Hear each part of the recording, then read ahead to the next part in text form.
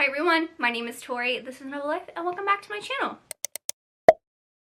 And welcome to a video where I'm going to talk about books that are perfect for spooky season. So I am someone who I lean more towards the gothic, the fantasy, the paranormal, that type of stuff for spooky season, for fall. I just thrive on that type of book. I love the atmosphere that when you dive into one of those books that it creates, like you're just snuggled up with a book and it's creepy and it's dark and it has this like epic fantasy, epic romance, all of the above. So I have a stack of books next to me that I can't wait to chat about and recommend to you for spooky season. So with all that being said, let's go ahead and dive right in. So since the beginning of October, I've read a lot of really good books that I can't wait to chat about with you.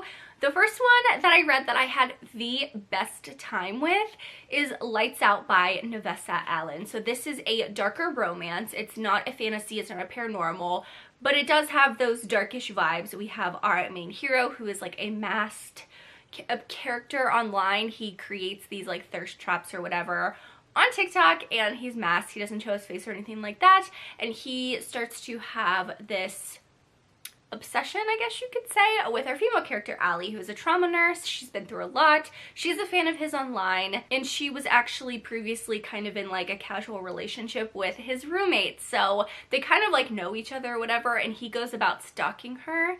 And I know that doesn't sound the greatest, but I will say that if you have the chance to get the audiobook for this, it is so good. The narrators did such a good job. It's duet narration. They did such a good job with like the mask character, and the voice changes when he's wearing the mask.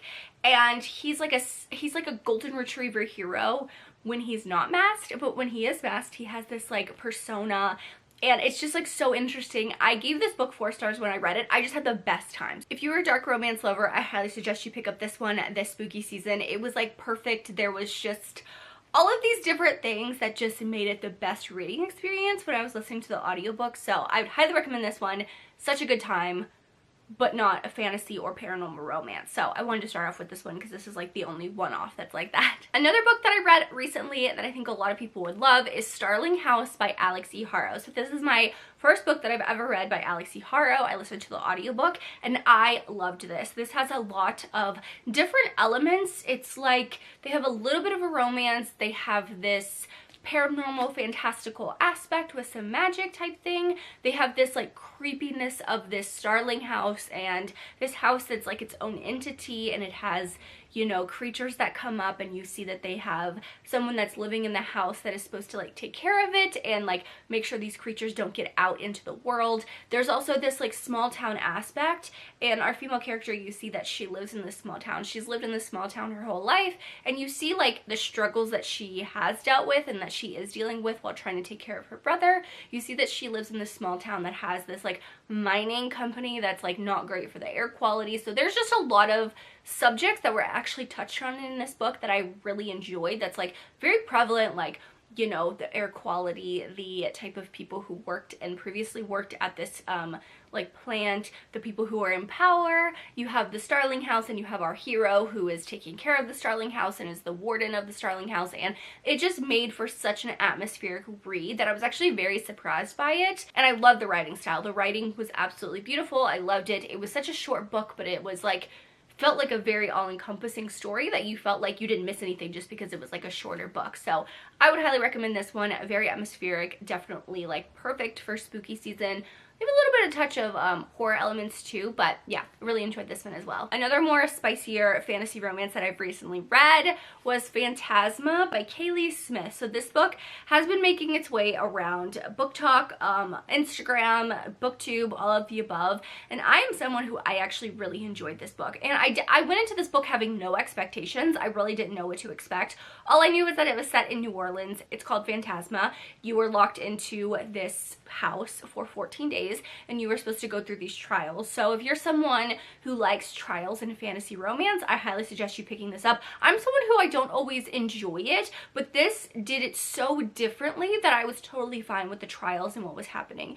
You see our female character, she meets this person while she's in this house, and he's kind of like a phantom. He's helping her. He's like guiding her along to help her win because she's trying to figure out where her sister went. She's trying to figure out a lot of things. Now, she is a necromancer. You see at the very beginning of the book, she takes the powers away from her mother. It's like passed down from generation to generation, and her mother passes away, so she has to do this ritual that she takes in the power, so it's passed along and it doesn't die off with the mother. And you see that it comes with a lot of responsibility, and you see that her sister is not really into the family magic anything, so that kind of leads her to Fantasma.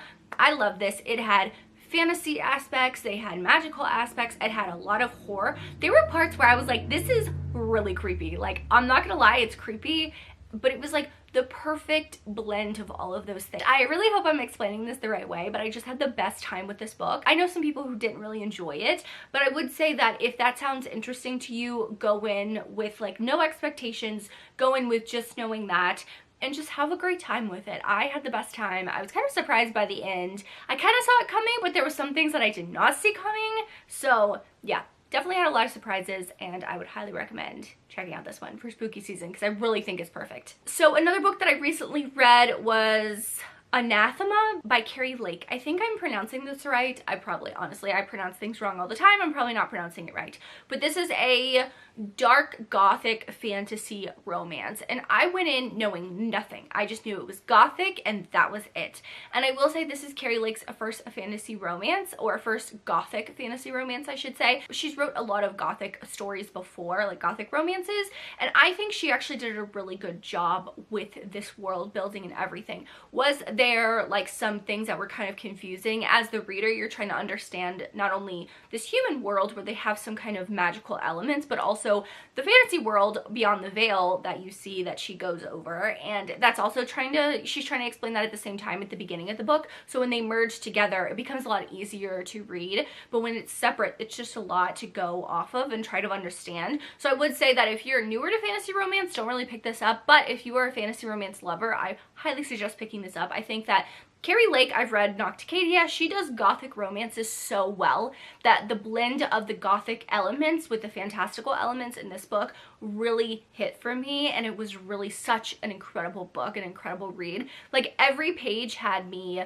like wanting to just keep reading and not put it down. Like, it really took me, like, going to sleep, I had to like make myself stop reading, which usually doesn't ever happen. I usually fall asleep while reading, but this one was so good. I loved the romance in it. I loved the elements. I loved the surprises. There were some surprises that came up at the end I also did not see coming. I mean, I usually don't see things coming anyway, but I really enjoyed that one. It was a super fun gothic fantasy romance that I would recommend to a lot of people if you want to dive into something like more gothic and just different. It was different and I really enjoyed it. Another series that I recently did a binge for, if you've watched my previous weekly vlog, you would have seen, and that is the Filthy Rich Vampire series by Geneva. So I think I read the first book 2 or 3 years ago because I had it marked as read on Goodreads, but I didn't really remember any of it. So I just binged books 1, 2, and 3 on audio, and I had the best time. So this is a billionaire fated mate vampire romance with a lot of twists and turns. The 4th book does not have an audiobook out, so all the books end on a cliffhanger, and the 3rd book definitely ends on a cliffhanger, but it is available in KU. But I would suggest that if you are someone who loves a vampire romance for spooky season it's set in our world, that's more of like an urban type paranormal romance, definitely check out this series. I had the best time with it. I mean, there's nothing, in my opinion, there's nothing better than a billionaire fated mate's vampire romance. Like, he's rich, he's been alive for over 900 years, he's trying to figure out, he wakes up and he's trying to figure out why he was woken up, he has this family drama with his mother, there's all of this like council stuff that's happening. It just makes for a very dramatic, good romance, and I loved it. I loved their romance, I love their love, and I love how they prevailed through everything. So yeah, if you watch that weekly vlog, you already know why I recommend it. I just had the best time. It actually got me out of a reading slump. I just needed something fun to like pull me out of that, and that's what that series was, so I would highly recommend it. The next books I'm going to talk about are ones that I've previously recommended in fall book videos, gothic book videos, but I want to mention them just in case if you haven't picked them up, now is the perfect time. They are the perfect reads for spooky season. Okay, so the first one is One Dark Window by Rachel Gillig. Yes, I'm going to talk about this book, but briefly, this is another gothic fantasy romance. It is so interesting, so different. It has these Providence cards where there's different magic with these Providence cards and you can use them. They have this hierarchy. It's set in kind of like a historical time where you have a king and a kingdom and captains and a guard and all of this stuff like that. There's a lot of politics in this. You see her family is not very well off and she falls into this Providence card that kind of takes over her mind a little bit. It's very interesting, very different. I had the best time. The audiobooks were amazing. I've talked about this series all year long, this duet. It's the first book in a duet, and then they have 2 Twisted Crowns. It's completed, and I love it. I will not stop talking about it because I loved it so much. I had the best time with it, so I will not stop until everyone reads this. But now is the perfect time. Perfect time to pick it up.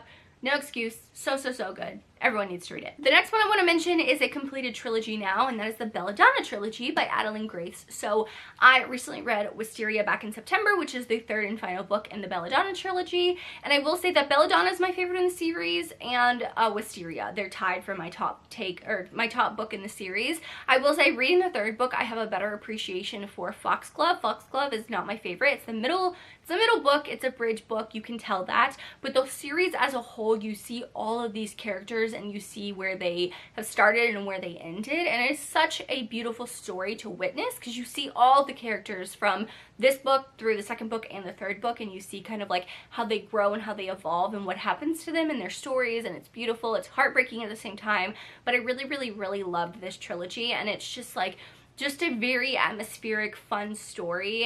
Kind of horror elements in this book specifically. This one is more gothic. Foxglove and Wisteria is just more like fantastical, but I really enjoyed it. I want more people to read it, so definitely pick it up and read it if you haven't. Like I said, it's a perfect book for the season, but I'm not going to spend too much time because I've talked about this so many times on my channel, but I really, really love these books. And the last one I have to recommend is Lore and Lust by Carla Nicole. So I wanted to throw this book out there because I feel like this is such an underrated vampire romance. I like gothic fantasy, and I like vampires for spooky season. This is a friends to lovers vampire romance. It's an MM romance, but our characters are so just sweet. You see that they come together. They have this like friends relationship at first, which is something different. It's just something different. Usually you have this fated mates aspect with an enemies to lovers where they hate each other and they're forced to be together because they're fated mates, and that's not the case with this book. It is so sweet and swoon worthy, and I loved how just easy they fall in love with each other. And I love the world building. It was so unique. So if you want something that's a lot different with the vampire romances, I definitely check out Lore and Lust by Carla Nicole because I loved it so much. But those are all the books I have to share with you for spooky season. You can let me know in the comments down below if you have a book for me that you would love to recommend. I would love to know in the comments down below. If you've made it this far, leave me the vampire emoji. There's a little like Dracula vampire emoji. Leave it in the comments down below because I had some vampire romances on here that I really enjoyed. So thank you guys so much for watching. Make sure you like and subscribe for more content for me. As always, I hope you're living a novel life, and I will see you in my next one. Bye guys.